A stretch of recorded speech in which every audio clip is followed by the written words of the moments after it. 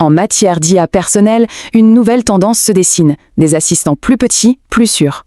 Pour bien comprendre ce virage, on va s'intéresser à l'écosystème du projet OpenClaw. OpenClaw, c'est un peu le poids lourd du secteur, un assistant IA perso super puissant.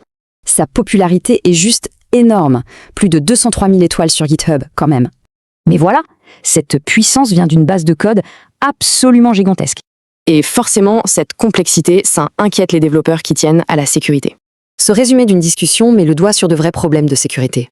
Ce graphique illustre parfaitement l'ampleur du problème. Et ça a tout changé. Ok, premier challenger, Nanobo, une alternative ultra légère, entièrement en Python. Le but ici, être petit, lisible et super simple à modifier pour la recherche. Et pour démarrer, c'est un jeu d'enfant. Vraiment, tout le monde peut s'y mettre. En plus, ça évolue très vite, des nouveautés et des patchs de sécurité quasi tous les jours. Passons maintenant à PicoClaw, une version encore plus radicale, cette fois-ci en gomme.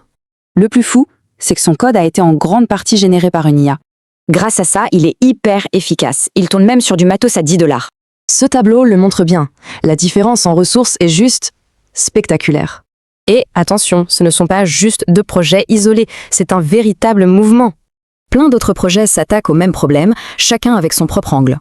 Ce qu'il faut retenir, c'est qu'on assiste à un vrai changement de priorité chez les développeurs.